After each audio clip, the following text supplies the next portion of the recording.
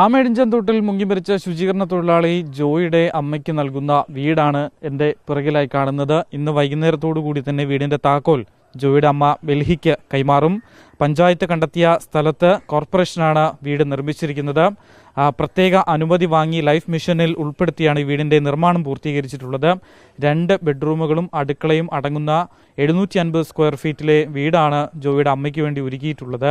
കുടിവെള്ളത്തിനായി കിണർ സൗകര്യവും ഒരുക്കിയിട്ടുണ്ട് എന്നുള്ളതാണ്.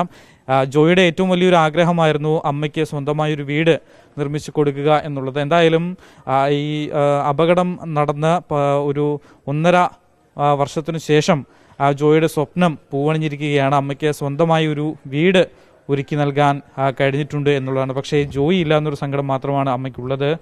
അമ്മ ഇപ്പോൾ എന്തായാലും ഇന്ന് പുതിയ വീട്ടിലേക്ക് താമസം മാറുകയാണല്ലോ. പുതിയ വീടായി മന്ത്രി വൈകുന്നേരത്തോടു കൂടി തന്നെ താക്കോല് തരും.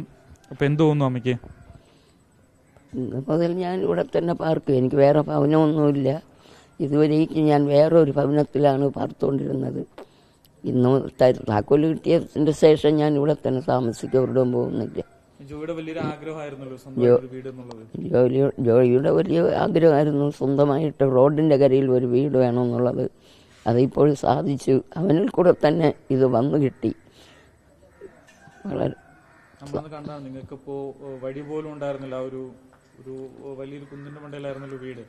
ഇപ്പോ അന്ന് മുതലേ ജോയി പറഞ്ഞിരുന്നാണ് ഒരു വീട്, പുതിയൊരു വീട് വെക്കാമെന്നുള്ളത്. അപ്പൊ എന്തായാലും ഇങ്ങനെയാണ് വീട് വന്നു ചേർന്നത്. അപ്പൊ അമ്മയ്ക്ക് എന്താ തോന്നുന്നത്? മനസ്സിലാവും. ഇനിയിപ്പോ എന്തായാലും ഇനി മുതൽ അമ്മ ഇവിടെ ഒറ്റയ്ക്കാണോ താമസിക്കുന്നത്? ആരെങ്കിലൊക്കെ ഉണ്ടാവുമോ? ഇപ്പം കുറച്ച് ദിവസം എൻ്റെ മകൻ കുറച്ച് ദിവസം നിൽക്കും. പിന്നെ അവൻ പഠിക്കുന്നത് കൊണ്ട് അവന് പോകണം. പോയിട്ട് വേറെ ആരെങ്കിലുമൊക്കെ ചിലപ്പോഴൊക്കെ വന്ന് നിൽക്കും. സ്വന്തമായിട്ട് വന്ന് നിൽക്കാണ്ട് അവർ ഓരോരോ കുടുംബമാണല്ലോ. അതുകൊണ്ട് അവർക്ക് സമയം കിട്ടുമ്പോഴൊക്കെയും വന്ന് സഹകരിക്കുകയൊക്കെ ചെയ്യും. വീട്ടിലേക്ക് സാധനങ്ങളൊക്കെ എങ്ങനെയാണ്? വാങ്ങി തരാൻ ആരെങ്കിലുമൊക്കെ ഉണ്ടോ? സാധനങ്ങളെ കാര്യം ആരും ഒന്നും പറഞ്ഞിട്ടില്ല. അതെനിക്ക് പറയാൻ പറ്റുന്നതുമില്ല.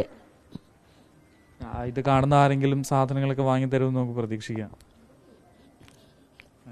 എന്തായാലും ഇപ്പൊ അമ്മയ്ക്ക് സന്തോഷമുണ്ട്. എന്തായാലും ഒരു വീടായി. സന്തോഷമുണ്ട്. ഇനി മല കയറി പലവട്ടം ഞാൻ വീഴുന്നതാണ് വഴിക്ക്. ഇനി വീഴാതെ ഇവിടെയെങ്കിലും കിടക്കാമെന്നുള്ള ഒരു സന്തോഷമുണ്ട്. എന്നാൽ ഒരു വശത്ത് ദുഃഖമുണ്ട്. എന്തായാലും ജോയിയുടെ അമ്മയ്ക്ക് നേരത്തെ അമ്മ സൂചിപ്പിച്ചതുപോലെ തന്നെ സന്തോഷമുണ്ട്, അതേസമയം തന്നെ ദുഃഖമുണ്ട്. മകനെയാണ് നഷ്ടപ്പെട്ടിരിക്കുന്നത്. നമ്മൾ വലിച്ചെറിഞ്ഞ മാലിന്യത്തിൽ മുങ്ങിയാണ് അദ്ദേഹം മരിച്ചത്. നിത്യജീവിതത്തിന് വേണ്ടി ആത്മാർത്ഥമായി പണിയെടുത്ത് ജീവിക്കുന്ന ഒരാളായിരുന്നു ജോയി.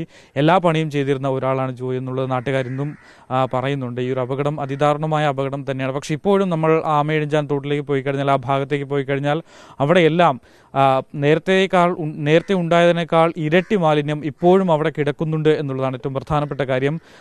ഇത്തരത്തിൽ ഒരാളുടെ ജീവൻ അവിടെ പൊലിഞ്ഞിട്ട് പോലും നമ്മൾ ആരും സ്വയം തിരുത്തുകയോ മാലിന്യം വലിച്ചെറിയുന്നത് നമ്മൾ തടയുകയോ ചെയ്തിട്ടില്ല എന്നുള്ളതിൻ്റെ തെളിവ് കൂടിയാവുകയാണ് ആ ആമേടിഞ്ചാൻ തോട് എന്നുള്ളതാണ്. ഇനിയൊരു ജോയി കൂടി അവിടെ ഉണ്ടാകാൻ പാടില്ല.